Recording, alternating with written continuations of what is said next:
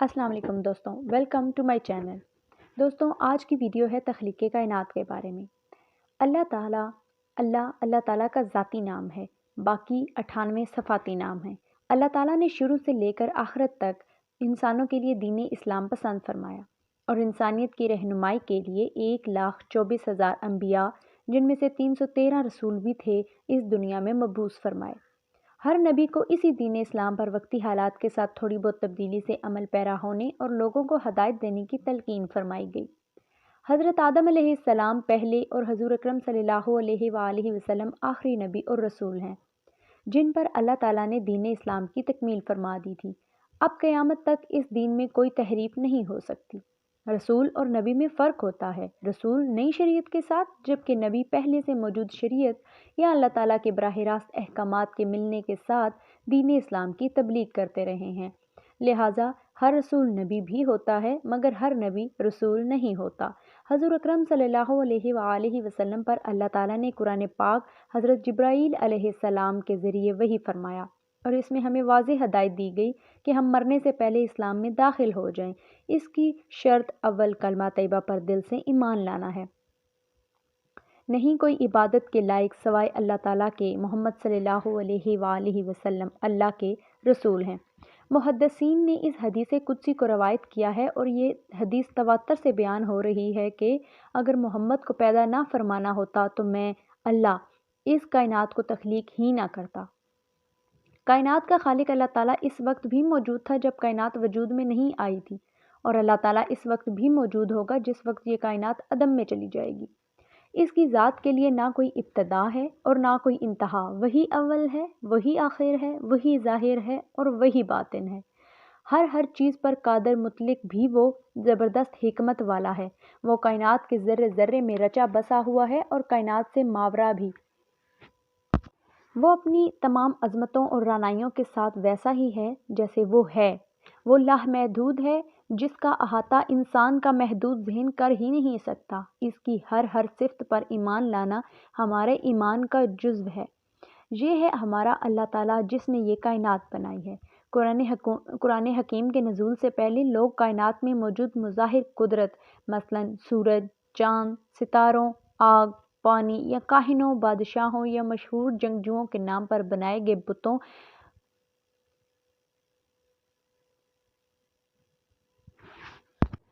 قرآن حکیم کے نزول سے پہلے لوگ کائنات میں موجود مظاہر، مثلاً سورج، چاند، ستاروں، آگ، پانی یا کاہنوں، بادشاہوں یا مشہور جنگجوؤں کے نام پر بنائے گئے بتوں یا چند جانوروں کی عبادت کرتے تھے، یا یوں کہا جا سکتا ہے کہ ان کی زندگیوں کی عبادت کا محور کائنات یا کائنات میں موجود چیزیں تھیں۔ قرآن حکیم نے اس تصور کو ختم کیا اور واضح کیا کہ کائنات مخلوق ہے، یہ خود بخود وجود میں نہیں آئی، بلکہ اس کا خالق اللہ تعالیٰ کی ذات بابرکت ہے، اور وہی اور صرف وہی عبادت کے لائق ہے، اور یہ کہ اللہ تعالیٰ ایک ہے، وہ بے نیاز ہے، اس کی کوئی اولاد نہیں اور نہ وہ کسی کی اولاد ہے، اور اس کا کوئی برابری کرنے والا بھی نہیں۔ اللہ تعالیٰ قرآن پاک میں انسانوں کو سوچنے، سمجھنے، غور و فکر کرنے اور عقل سے کام لینے کی بارہا تاکید فرماتا ہے، اور انسان اپنی محدود ذہنی صلاحیتوں سے اس کی لامحدود حکمتوں کو جاننے کی کوشش میں لگا ہوا ہے۔ مسلمانوں میں بڑی بڑی عظیم علمی شخصیات ہو گزری ہیں، جیسے ابن الہیثم، ابو ریحان البیرونی، ابو اسحاق الرازقی، نصیر الدین توسی، جو ماہر فلکیات ہونے کے علاوہ اس زمانہ کے مروجہ دوسرے علوم پر بھی عبور رکھتے تھے۔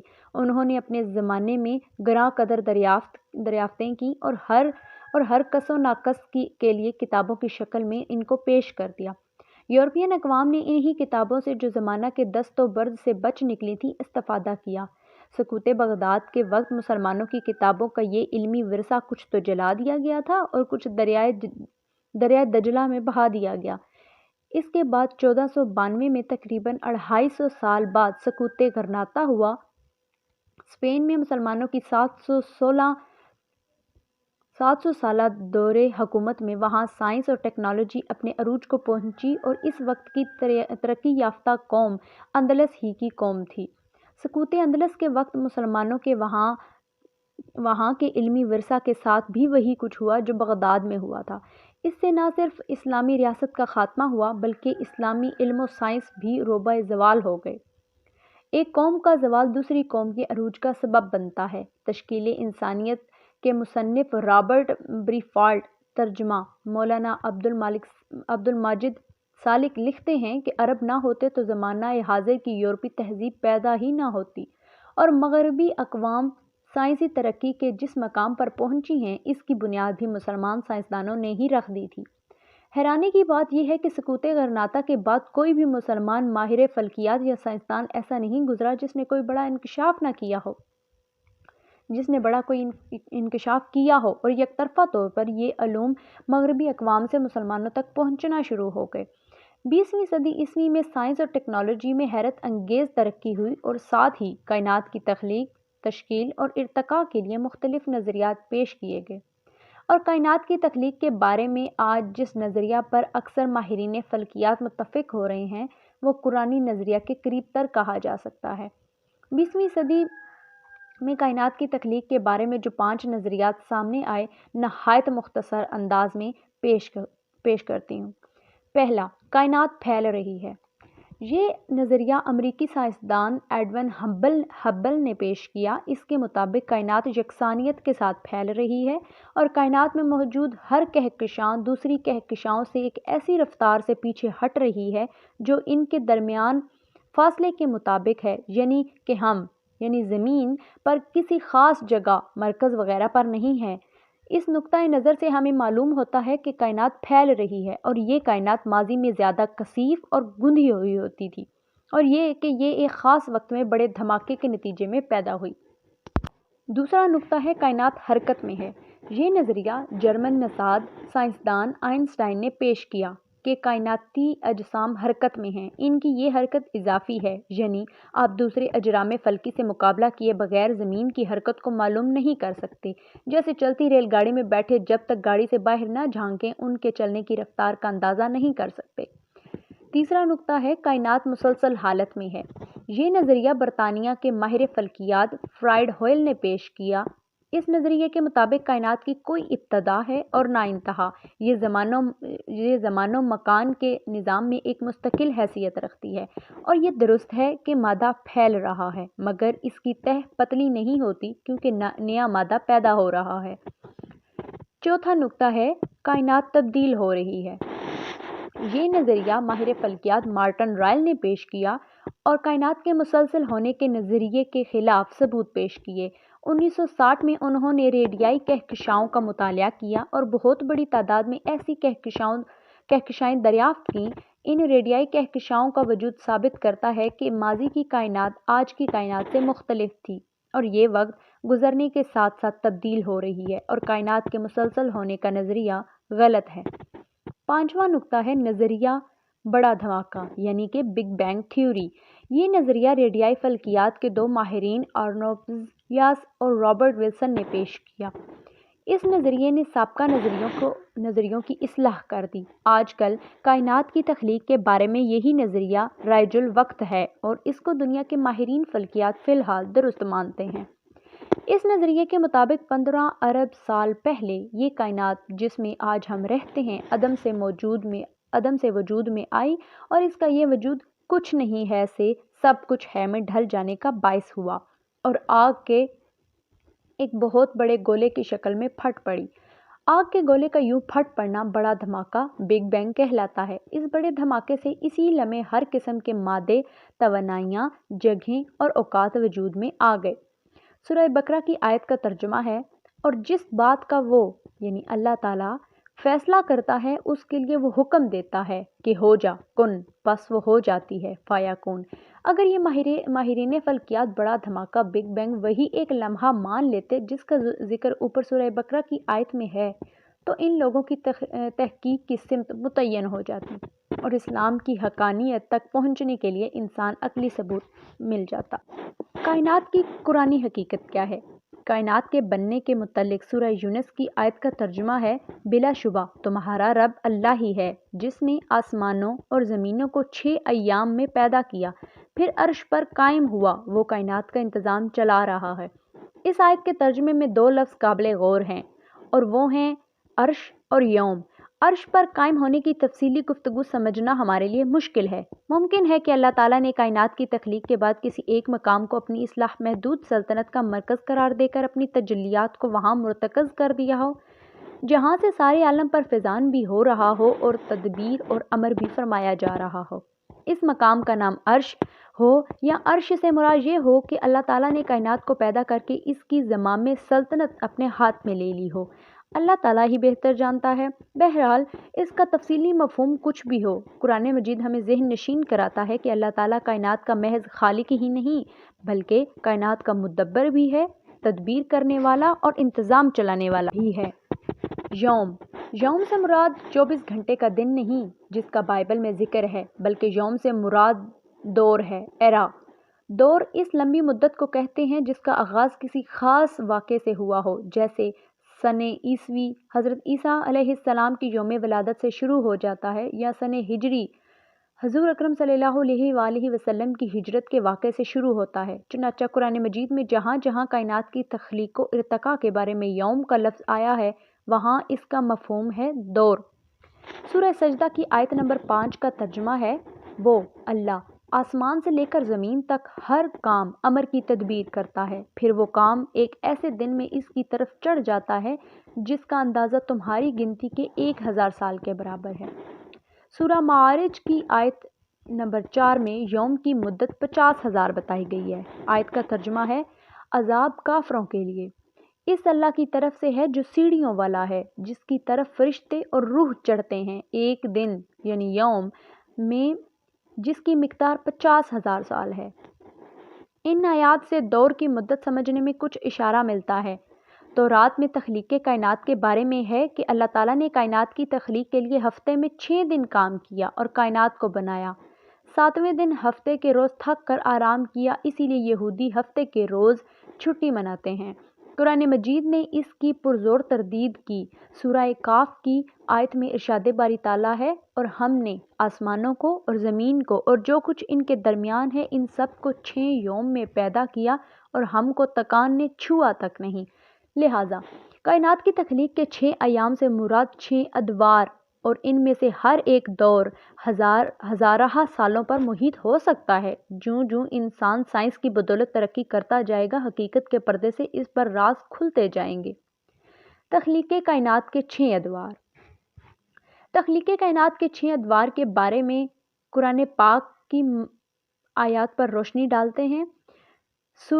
پہلی صورت ہے سورۃ انبیاء کی آیت میں باری تعالیٰ نے ارشاد فرمایا کہ کیا کافروں نے یہ نہیں دیکھا کہ اجرام فلکی آپس میں ملے ہوئے ہیں اور ہم نے انہی کو جدا کر دیا، اور ہم زندہ چیز کو ہم نے پانی سے پیدا کیا، کیا یہ لوگ پھر بھی ایمان نہیں لاتے؟ دوسری جگہ سورہ حامیم السجدہ کی آیت میں ارشاد باری تعالیٰ ہے، اے نبی ان سے کہو کہ تم اس اللہ سے کفر کرتے ہو اور دوسروں کو اس کا ہمسر ٹھہراتے ہو جس نے زمین کو 2 ایام میں بنایا۔ وہی تو سارے جہان والوں کا رب ہے، اسی نے زمین کو وجود میں لانے کے بعد اوپر سے اس پر پہاڑ جما دیے اور اس میں برکتیں رکھ دی اور اس کے اندر سب مانگنے والوں میں سے ہر ایک کی طلب و حاجت کے مطابق ٹھیک اندازے سے خوراک کا سامان مہیا کر دیا۔ یہ سب کام 4 ایام میں ہو گئے۔ پھر وہ آسمان کی طرف متوجہ ہوا جو اس وقت محض دھواں تھا۔ اس نے آسمان اور زمین سے کہا کہ وجود میں آ جاؤ، خواہ تم چاہو یا نہ چاہو۔ دونوں نے کہا کہ ہم آ گئے فرما برداروں کی طرح۔ تب اس نے 2 ایام کے اندر 7 آسمان بنا دیے اور ہر آسمان میں اس کا قانون وحی کر دیا، اور آسمان دنیا کو اللہ نے چراغوں سے آراستہ کیا اور اسے خوب محفوظ کر دیا۔ یہ سب کچھ عظیم ہستی کا منصوبہ ہے۔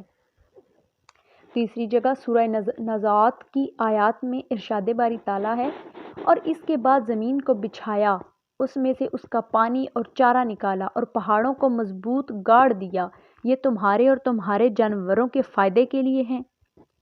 زمین کے بننے کے 4 ادوار۔ اگر ان صورتوں کی ان آیات پر غور کیا جائے تو عالم کن کے وقت یہ کائنات دھوئیں کی صورت میں وجود میں آئی، اور اس وقت یہ زمین اور اجرام فلکی آپس میں ملے ہوئے تھے۔ اللہ تعالیٰ کے ہر کام میں اس کی اپنی حکمت پنہاں ہوتی ہے۔ ہماری تو صرف خام خیالیاں ہی ہیں۔ ہو سکتا ہے کہ وہ دھوئیں کا بادل حکمت ربانی سے اپنے محور پر گردش کرنے لگا ہو، جس سے مرکز گریز قوت یعنی سینٹریفیوگل فورس سے دھوئیں کا کچھ حصہ باقی دھوؤں سے الگ ہو گیا ہو۔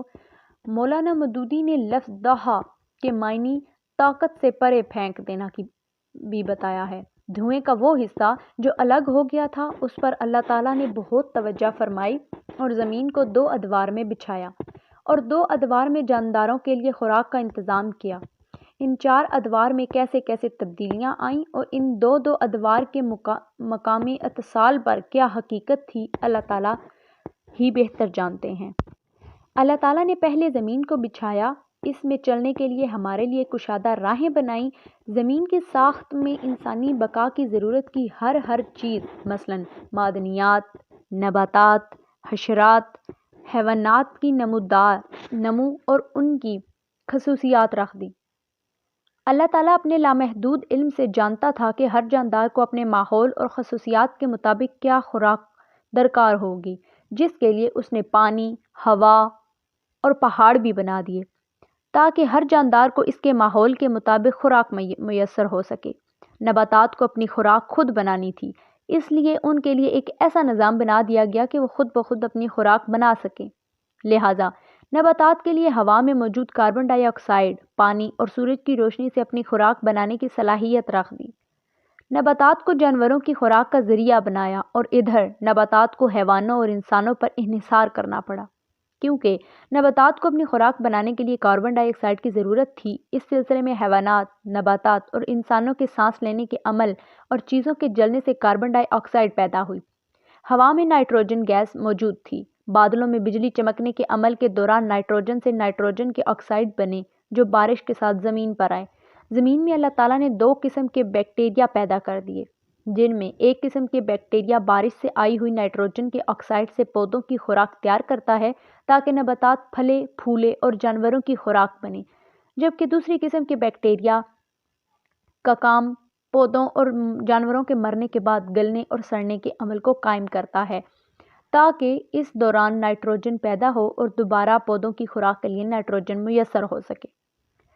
اس طرح کاربن ڈائی آکسائیڈ اور نائٹروجن کی مقدار اللہ کے مقرر کیے ہوئے پیمانے کے مطابق ہوا میں برقرار رہتی ہے تاکہ پودے اپنی اپنی ضرورت کی چیزوں ہوا اور زمین سے لے کر اپنی خوراک بنا لیں۔ پودے اپنی خوراک بناتے ہیں تو اس عمل کے دوران آکسیجن گیس پیدا ہو جاتی ہے جو کہ ہر جاندار کے سانس لینے کے لیے ضروری ہے۔ زمین پر موجود پودوں سے اتنی آکسیجن گیس میسر نہیں ہو سکتی تھی تو اللہ تعالیٰ نے سمندروں میں الجی پیدا کر دی جو زمینی پودوں سے کئی گنا زیادہ آکسیجن پیدا کرتے ہیں، اور ہر ذی روح کے سانس لینے اور جلنے کے عمل کے دوران آکسیجن خرچ ہونے کے باوجود اس کی مقدار ہوا میں برقرار رہتی ہے۔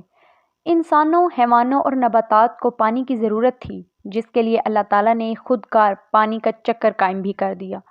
پانی زمین کی سطح سے آبی بخارات کی صورت میں اوپر کی فضا میں جاتے ہیں اور ٹھنڈے ہو کر بارش کی صورت میں اللہ تعالیٰ جہاں جس جگہ چاہے وہ برس پڑتے ہیں، اور ادھر آبی بخارات کا اوپر اٹھنے اور ان سے بارش برسنے کا عمل جاری رہتا ہے، جس سے زمین پر نباتات اگتی ہیں جو پرند و چرند کی خوراک بنتی ہیں، اور انسان اپنی خوراک نباتات، پرند اور چرند سے حاصل کر لیتا ہے۔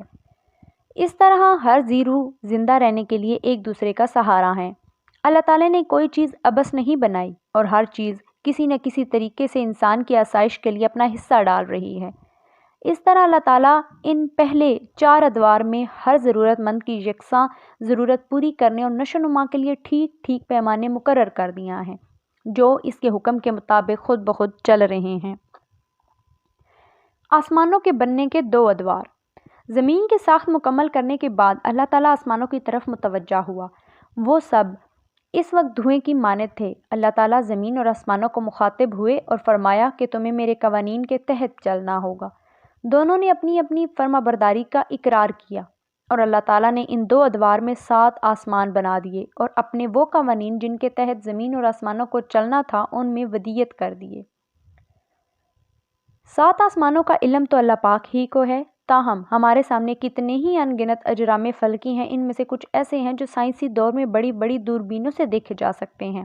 ان کی دوری کا اندازہ ان سے نکلی ہوئی روشنی جتنے عرصے میں زمین تک پہنچتی ہے سے لگایا جاتا ہے۔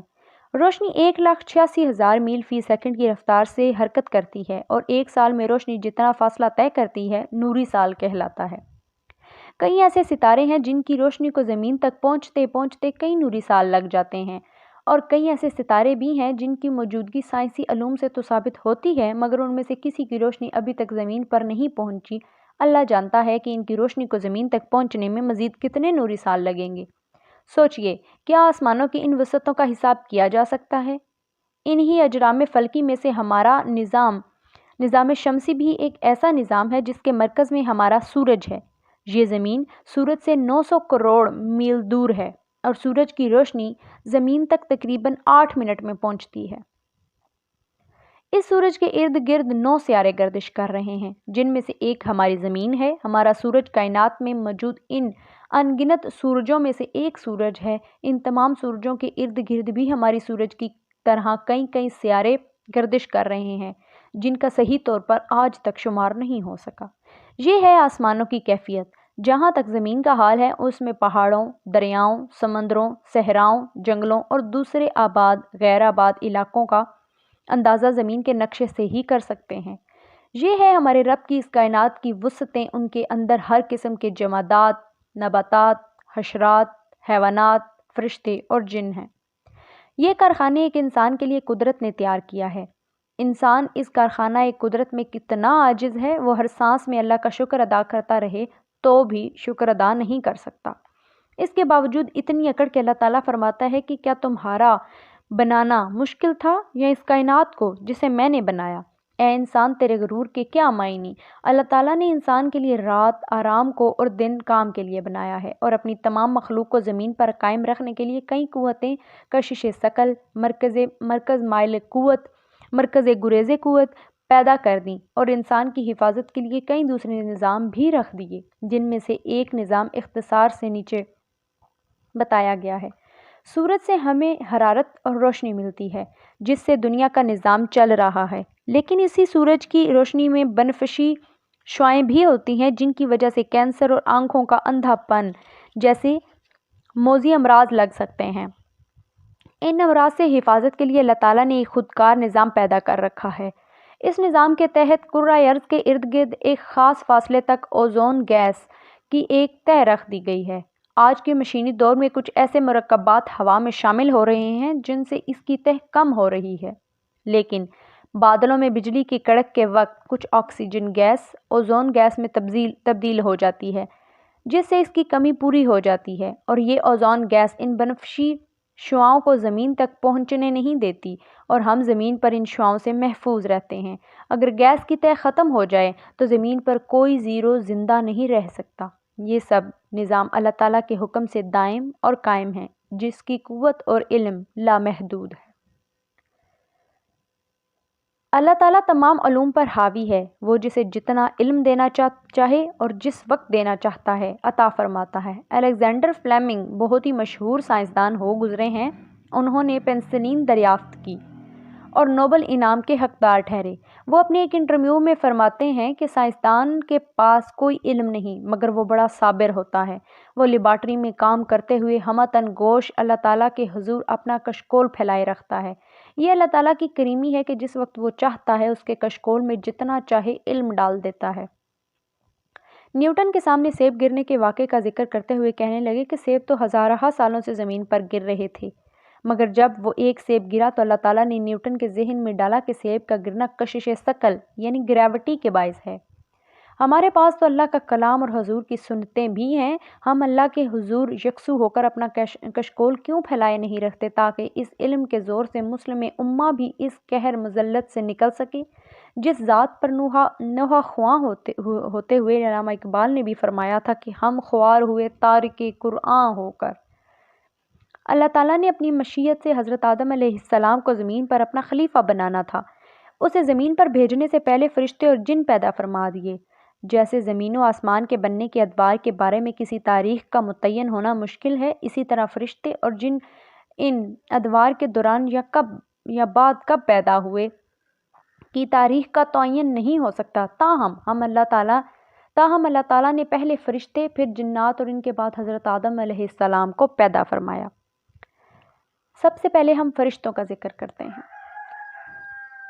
اور میرے رب کے لشکروں یعنی فرشتوں کو سوائے اللہ کوئی نہیں جانتا۔ فرشتوں کے بارے میں ان کی پیدائش کس چیز سے ہوئی، کب ہوئی، موت کب آئے گی کا قرآن پاک میں کوئی ذکر نہیں ملتا۔ تاہم صحیح مسلم میں ہے کہ اللہ تعالیٰ نے ان کو نور سے پیدا فرمایا۔ ان میں سلسلہ تولید نہیں چلتا۔ اللہ تعالیٰ اپنی مشیت سے کائنات کا انتظام چلانے کے لیے فرشتوں کی جتنی تعداد چاہیے تھی یا ضرورت کے مطابق جتنی چاہیے پیدا فرمائی، واللہ عالم۔ تاہم فرشتے انسانی صورت میں انبیاء اکرام علیہم السلام کے پاس تشریف لاتے رہے ہیں۔ فرشتے جنات سے پہلے وجود میں آئے۔ اللہ تعالیٰ نے جن فرشتوں کے ذمے جو جو کام لگانے تھے ان کاموں کا علم فرشتوں کی فطرت میں ودیت کر دیے تھے، اور ہر فرشتہ وہی کام بجا لا سکتا ہے جس کا علم اس کو دیا گیا ہے۔ فرشتوں کو جب حکم ملتا ہے تو وہ اپنے علم کے مطابق اس کام کو بجا لاتے ہیں اور نافرمانی نہیں کرتے۔ احکام الہی کی تکمیل میں اس تیزی سے رواں دواں رہتے ہیں کہ جیسا کہ وہ فضا میں تیر رہے ہوں۔ ان کے 2-2، 3-3، 4-4 پر ہوتے ہیں۔ یہ اللہ کی سلطنت کے وہ کارکن ہیں جن کے ہاتھوں میں دنیا جہاں کا سارا نظام اللہ کے حکم کے مطابق چل رہا ہے۔ قرآن و حدیث میں 4 فرشتوں حضرت جبرائیل علیہ السلام، حضرت میکائیل علیہ السلام، حضرت اسرافیل علیہ السلام اور حضرت مالک علیہ السلام کے ناموں کا ذکر آیا ہے۔ حضرت جبرائیل علیہ السلام اور حضرت میکائیل علیہ السلام کا تعلق فرشتوں کے اس گروہ سے تعلق رکھتے ہیں جنہیں کروبیاں کہتے ہیں، جبکہ حضرت اسرافیل کا تعلق حملۃ العرش فرشتوں کے گروہ سے ہے اور حضرت مالک دوزخ کے داروغہ ہیں۔ حضرت جبرائیل علیہ السلام۔ اللہ تعالیٰ اپنا پیغام مخلوق تک پہنچانے کے لیے فرشتوں میں سے فرشتے اور انسانوں میں سے کچھ انسانوں کو انبیاء چن لیتا ہے۔ حضرت جبرائیل علیہ السلام اللہ تعالیٰ کے مقرب اور جلیل القدر فرشتے ہیں۔ ان کا لقب روح الامین ہے۔ ان کے 600 پر ہیں۔ حضرت جبرائیل علیہ السلام نبیوں کی ضرورت کے مطابق اللہ کے احکام کی وحی ان کے پاس لے کر آتے رہے ہیں۔ وحی بڑے محفوظ طریقے سے تیار اور پہنچائی جاتی تھی۔ وحی تیار کرنے کے لیے کچھ مکرم فرشتے مقرر تھے۔ یہ فرشتے اللہ تعالیٰ کی براہ راست ہدایت پر قرآن پاک کی آیات لکھتے اور حفاظت کرتے رہے ہیں۔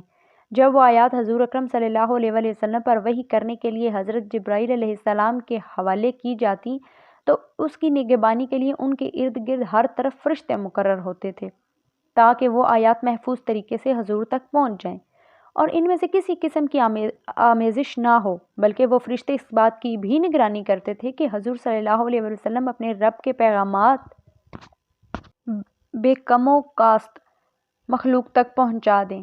انبیاء اور فرشتوں پر اللہ کی قدرت اس قدر محیط ہوتی تھی کہ اگر وہ اللہ کی مرضی کے خلاف بال بھر بھی جنبش کریں تو گرفت میں آ جائیں۔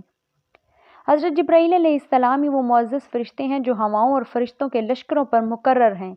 یہی ہیں جو حضور اکرم صلی اللہ علیہ وسلم کو معراج پر لے گئے تھے اور سدرۃ المنتہا تک ساتھ دے کر حضور سے عرض کی کہ اگر اس مقام سے آگے جاؤں گا تو میرے پر جل جائیں گے۔ حضرت جبرائیل حضور صلی اللہ علیہ وسلم کی دشمنوں کے خلاف مدد کے لیے دنیا پر تشریف لاتے رہے ہیں۔ خانہ کعبہ میں حضور صلی اللہ علیہ وسلم کے نماز پڑھتے وقت ابو جہل نے گستاخی کرنے کی کوشش کی تو آپ درمیان میں حائل ہو گئے۔ میدان بدر اور حنین میں جب مسلمانوں پر بھاری وقت تھا، جبرائیل علیہ السلام اپنی میت میں اللہ کے حکم سے فرشتے لے کر حاضر ہو گئے۔ جب قوم لوط پر عذاب کا آنا ثابت ہو گیا تو جبرائیل علیہ السلام نے قوم لوط کی بستی کو زمین سے اکھیڑ کر آسمان سے جا کر الٹ دیا۔ جب حضرت آدم علیہ السلام دنیا میں تشریف لائے تو انہوں نے فرشتوں کی بنائی ہوئی بنیادوں پر خانہ کعبہ کی تعمیر کی تھی۔ حضرت نوح علیہ السلام کے زمانے میں جب سیلاب آیا تھا تو اس میں خانہ کعبہ منہدم ہو گیا تھا اور اس کی بنیادیں زمین میں دفن ہو گئی تھیں۔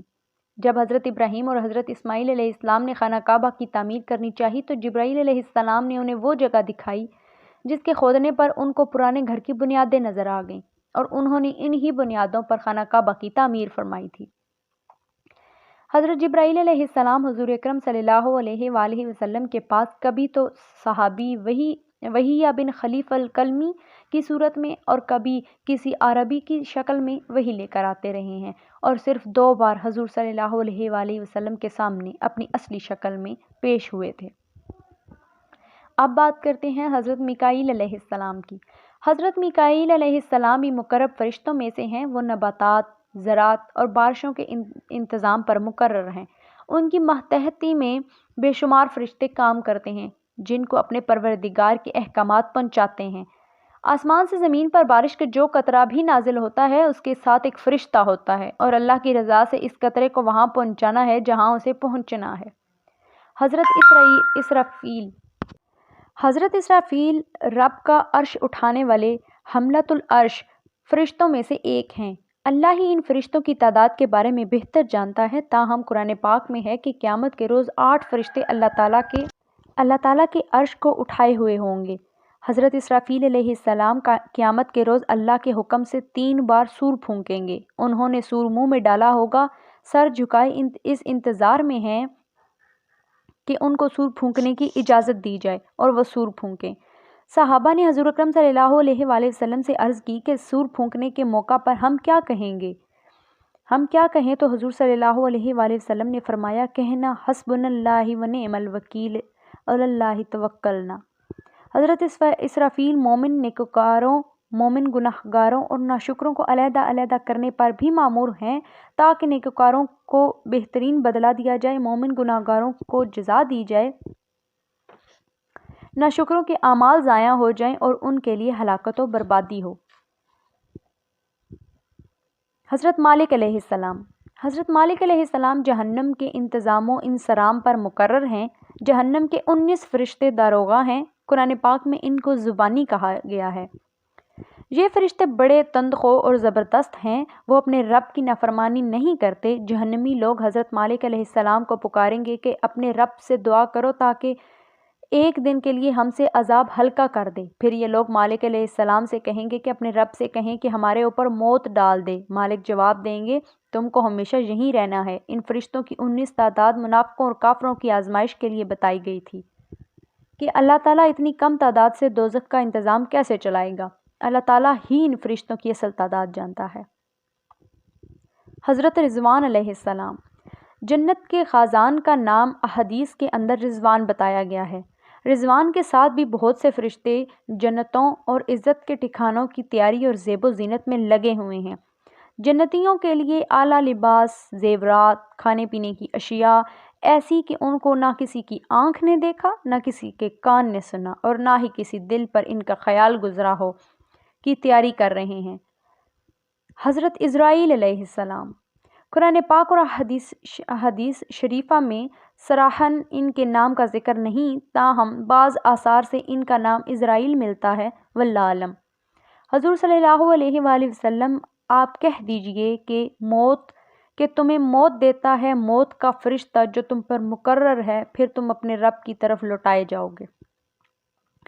حضرت اسرائیل علیہ السلام مخلوق کی جان نکالنے پر مامور ہیں۔ ان کی ماتحتی میں بے شمار فرشتے کام کرتے ہیں۔ موت کے وقت بندے کی جان جسم کی گہرائیوں تک اتر کر اس کی رگ رگ سے کھینچ لیتے ہیں۔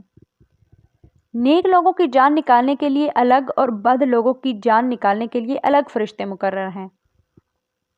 مومن بندے کے پاس فرشتے نہایت اچھی حالت، سفید چہروں اور سفید کپڑوں میں پاک روحوں کی صورت میں آتے ہیں۔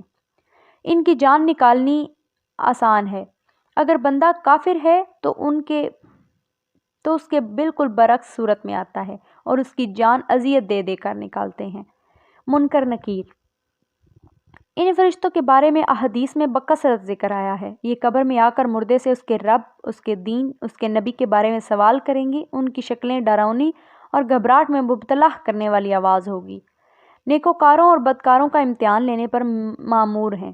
اللہ تعالیٰ قبر کے اس امتحان میں ہمیں سرخرو کرے، آمین۔ کرامن کاتبین، یہ 2 فرشتے ہیں جو ہر آدمی کے ایک دائیں اور ایک بائیں کندھے پر بیٹھا ہے، اس آدمی کے اعمال کا شمار کر رہے ہیں۔ دائیں کندھے والا فرشتہ اگر آدمی جب نیک کام کرنے کے بارے میں سوچتا ہی ہے، خواہ اس پر عمل ابھی کیا بھی نہ ہو، تو یہ فرشتہ اس کی نیکی لکھ لیتا ہے۔ بائیں کندھے والا فرشتہ اگر بندہ برا عمل کرنے کا سوچتا ہے مگر جب تک وہ برا عمل نہیں کرتا، یہ فرشتہ اس آدمی کی برائی نہیں لکھتا۔ ان فرشتوں سے کسی آدمی کا کچھ بھی چھپا ہوا نہیں ہوتا اور روز قیامت اس آدمی کی چھوٹی بڑی نیکی اور بدی کا ریکارڈ اللہ کے حضور پیش کر دیں گے جو اس آدمی کے ہاتھوں میں تھما دیا جائے گا۔ کرامن کاتبین کے علاوہ بھی ایک فرشتہ ہر انسان کے ساتھ مقرر ہے۔ یہ فرشتہ اس انسان کو اللہ تعالیٰ کی طرف رجوع کرنے اور سیدھے راستے پر چلنے کی رہنمائی کرتا رہتا ہے، مگر معصوم تو وہی ہے جسے اللہ بچا لے اور اللہ ہی بہتر مددگار ہے۔ حملۃ العرش، ان کا شمار اشراف ملائکہ میں ہوتا ہے اور اللہ تعالیٰ کے مقرب فرشتے ہیں۔ حضرت اسرافیل انہی فرشتوں میں سے ایک ہیں۔ ان کا ذکر سورہ مومن میں آیا ہے۔ عرش کے اٹھانے والے اور اس پاس کے فرشتے اپنے رب کی تسبیح حمد کے ساتھ ساتھ کرتے ہیں اور اس پر ایمان والوں کے لیے استغفار کرتے ہیں اور کہتے ہیں کہ اے ہمارے پروردگار، تو نے ہر چیز کو اپنی بخشش اور علم سے گھیر رکھا ہے۔ سورۃ الحاقہ میں ہے، اس کے کناروں پر فرشتے ہوں گے اور تیرے رب کا عرش اس دن 8 فرشتے اپنے اوپر اٹھائے ہوئے ہوں گے۔ کروبیاں، عرش کے ارد گرد رہنے والے فرشتوں کو کروبیاں کہتے ہیں۔ یہ بھی اللہ کے اشراف اور مقرب فرشتے ہیں۔ حضرت جبرائیل علیہ السلام اور میکائیل علیہ السلام بھی انہی کروبیاں فرشتوں میں سے ہیں۔ حملۃ العرش اور کروبیاں مومنین کے لیے ان کی غیر موجودگی میں بخشش کی دعا مانگتے رہتے ہیں، اور جو شخص اپنے مومنین ساتھیوں کے لیے ان کی غیر موجودگی میں دعا کرتا ہے تو یہ فرشتے اس آدمی کو محبوب رکھتے ہیں۔ صحیح مسلم میں ہے کہ جب کوئی بندہ اپنے مومن بھائی کے لیے اس کی غیر موجودگی میں دعا کرتا ہے تو یہ فرشتے آمین کہتے ہیں، اور مزید یہ بھی کہ دعا کرتے ہیں کہ اے بندے، جو تو نے اپنے بھائی کے لیے مانگا ہے اس کے مثل اللہ تعالیٰ تجھے بھی عطا فرمائے۔ 7ویں آسمان پر رہنے والے فرشتے، فرشتوں کی ایک قسم 7ویں آسمان پر رہتی ہے۔ یہ فرشتے دن رات رب کی تسبیح بیان کرتے ہیں اور تھکتے نہیں۔ بعض ان میں سے ہر وقت رکوع میں اور بعض سجدے میں اور بعض ہر وقت قیام کی حالت میں رہتے ہیں۔ ان میں سے 70,000 فرشتے ہر روز بیت المعمور کے طواف کو جاتے ہیں، اور ایک دفعہ جو فرشتہ بیت المعمور کی زیارت کر لیتا ہے اس کی دوبارہ قیامت تک باری نہیں آئے گی۔ زمین پر تشریف لانے والے فرشتے، کچھ فرشتے زمین پر تشریف لاتے ہیں۔ ان میں سے کچھ صبح کی نماز سے عصر کی نماز اور کچھ عصر کی نماز سے صبح تک زمین پر رہتے ہیں۔ دونوں گروہ صبح اور عصر کی نماز پر ایک دوسرے سے مل لیتے ہیں اور باری باری جا کر بندوں کے اعمال اللہ تعالیٰ کی بارگاہ میں پیش کر دیتے ہیں۔ یہ فرشتے ایسی محفلوں میں شامل ہوتے ہیں جہاں اللہ تعالیٰ کا ذکر ہو رہا ہو یا درود شریف پڑھا جا رہا ہو، قرآن پاک کی تلاوت ہو رہی ہو، واعظ شریف ہو رہا ہو یا دین کی تعلیم دی جا رہی ہو۔ یہ فرشتے ان محافل کی رویداد اور ان میں شامل لوگوں کے بارے میں اللہ تعالیٰ کے سامنے گواہی دیتے ہیں، اگرچہ اللہ تعالیٰ خوب دانا ہے۔ کچھ فرشتے حضور اقدس پر پڑھا جانے والا درود و سلام اور اس آدمی کا نام اور پتہ حضور صلی اللہ علیہ وآلہ وسلم کو ان کے روضہ اقدس تک پہنچاتے ہیں۔ فرشتوں کے بعد جو مخلوق وجود میں آئی وہ جنات تھے۔ جنات کے بارے میں چند تعارفی آیات کے بعد ان کا ذکر کیا گیا ہے، جس کے بعد ان کے انجام کے بارے میں مفسر کرام کی مختلف رائے دی گئی ہے۔ پہلی، اور جنات کو آگ کے شعلے سے پیدا کیا۔ دوسری، میں نے جنات اور انسانوں کو اس لیے پیدا کیا کہ وہ صرف اور صرف میری عبادت کریں۔ تیسرا، اور جب ہم نے فرشتوں کو حکم دیا کہ تمام آدم کو سجدہ کرو تو ابلیس کے سوا سب نے سجدہ کیا، یہ جنوں میں سے تھا۔ چوتھا ہے، ہم جنوں میں بعض تو مسلمان ہیں اور بعض بے انصاف ہیں، پس جو فرما بردار ہو گئے انہوں نے تو راہ راست کا قصد کیا، اور جو ظالم ہیں وہ جہنم کا ایندھن بنیں گے۔ پانچواں، اے محمد صلی اللہ علیہ وآلہ وسلم، آپ کہہ دیجئے مجھے وحی کی گئی ہے کہ جنوں کی ایک جماعت نے قرآن سنا اور کہا کہ ہم نے عجیب قرآن سنا جو راہ راست کی طرف رہنمائی کرتا ہے، ہم اس پر ایمان لا چکے، اب ہم ہرگز کسی کو بھی اپنے رب کا شریک نہ بنائیں گے۔ اللہ تعالیٰ نے جنات کو بھڑکتے ہوئے آگ کے شعلے سے اپنی عبادت کے لیے پیدا فرمایا۔ جنات کائنات بننے کے 6 ادوار کے درمیان کس دور میں یا بعد کب پیدا ہوئے، ان کے جوڑے کیسے بنے، ان کو اللہ تعالیٰ نے کس تقویم صورت میں پیدا فرمایا، کس بارے میں قرآن پاک میں ذکر نہیں ملتا۔ تاہم حضرت آدم علیہ السلام کی پیدائش سے ایک مدت پہلے زمین پر بستے تھے، ان کی نسلیں چلتی ہیں اور بڑی لمبی عمر پاتے ہیں۔ حضرت آدم علیہ السلام کے زمین پر تشریف لانے سے پہلے جن زمین پر اکثر فساد کرتے تھے، فرشتے ان کو سزا دینے کے لیے زمین پر اترتے اور ان کا قتل عام بھی کر دیتے۔ وقت گزرنے کے ساتھ ان کی نسلیں اور بڑھتیں اور یہ دنگا فساد سے باز نہیں آتے تھے۔ جنات کے پاس کوئی علم غیب نہیں۔ جنات حضور اقدس صلی اللہ علیہ وآلہ وسلم کی آمد سے پہلے آسمانوں پر آتے جاتے رہتے تھے۔ فرشتوں کی کچھ باتیں گن سن لیتے اور یہ باتیں زمین پر آ کر کاہنوں کو بتاتے رہتے تھے۔ کاہن یہ غائب کی باتیں بڑھا چڑھا کر لوگوں سے بیان کر کے انہیں گمراہ کرتے تھے۔ اللہ تعالیٰ نے جنات کو قوت فیصلہ عطا فرمائی ہے تاکہ نیک اور بد راستے میں سے جسے چاہیں اختیار کر لیں۔ تاہم جنوں میں کوئی نبی نہیں آیا۔ اللہ تعالیٰ نے انتظام کر رکھا تھا کہ جو انبیاء علیہ السلام اور رسول انسانوں میں مبعوث ہوں ان کے ذریعے انہیں دعوت حق پہنچائیں۔ ان میں الہامی کتابوں پر ایمان رکھنے والے بھی ہیں مگر اکثر و بیشتر کافر اور مشرک بھی۔ ابلیس کا اصل نام عزازیل یعنی ابلیس ہے۔ یہ فرشتوں کے ساتھ آسمانوں پر رہتا تھا اور عبادت و زہد کی وجہ سے اللہ تعالیٰ کے ہاں بڑا درجہ رکھتا تھا۔ اللہ تعالیٰ نے جب فرشتوں کو حکم دیا کہ آدم علیہ السلام کو سجدہ کرو، فرشتوں نے اکٹھے سجدہ کیا مگر ابلیس نے بما اس کے شیاطین گروہ انکار کر دیا اور تکبر کیا۔ وہ کافروں میں سے ہی تھا۔ اللہ تعالیٰ ظاہر اور باطن خوب جانتے ہیں۔ اللہ تعالیٰ کو ابلیس اور اس کے گروہ سے حضرت آدم کی اور اس کی آنے والی نسلوں کا امتحان مقصود تھا۔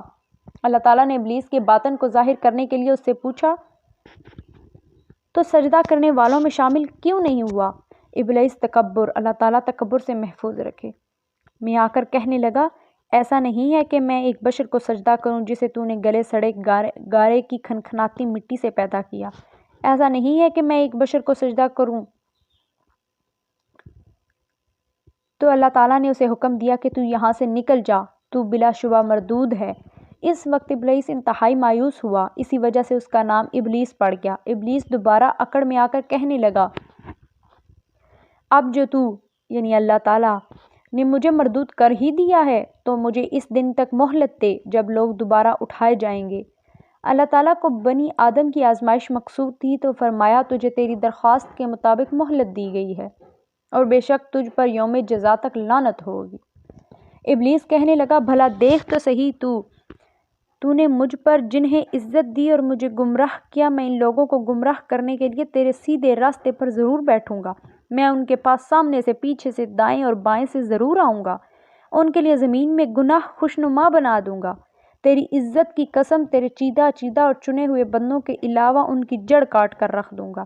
اللہ تعالیٰ نے ابلیس سے کہا ان لوگوں میں سے جن پر تیرا بس چلے انہیں اپنی آواز سے بہکا لے اور ان پر اپنے سوار اور پیادے چڑھا لے، مال اور اولاد میں ان کا شریک بن جا اور انہیں جھوٹے وعدے دے لے۔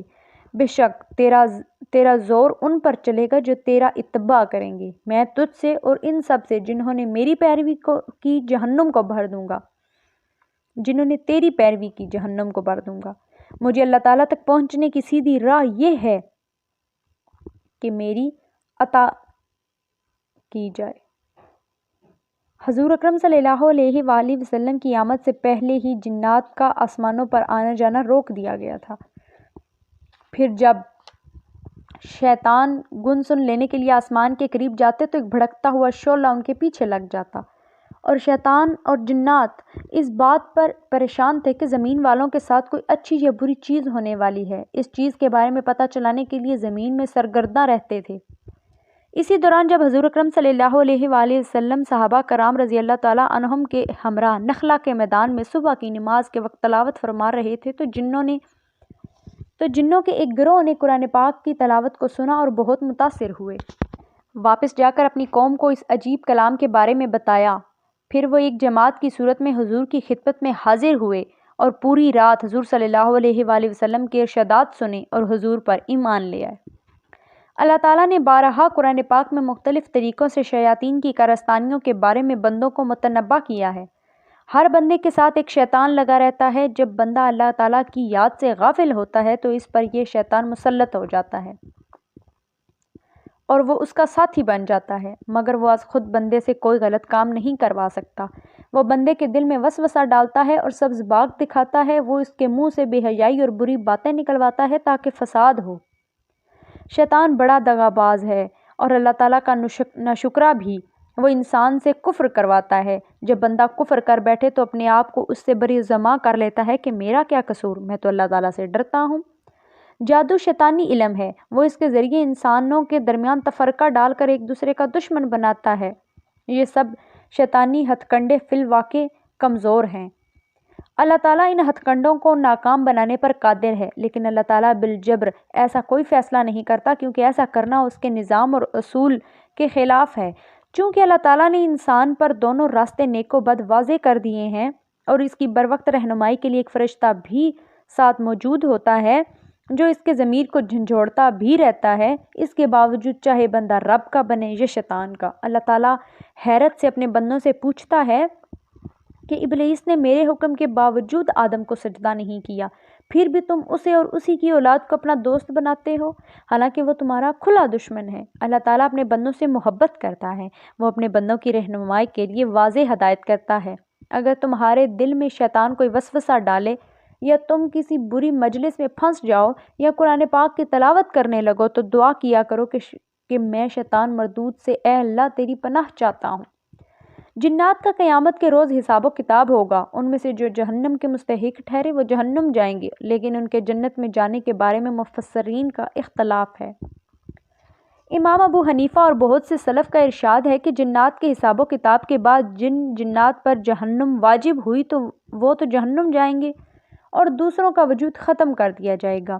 بعض مفسرین کے خیال میں کچھ تو جہنم جائیں گے جو کامیاب ہوئے، ان کے اعراف میں عالیشان محل ہوں گے جن میں وہ رہیں گے، اور بعض مفسرین سورۃ الرحمن کی آیت کا حوالہ دیتے ہیں اور جو ڈرا اپنے رب کے سامنے کھڑا ہونے سے اس کے لیے 2 جنتیں ہیں۔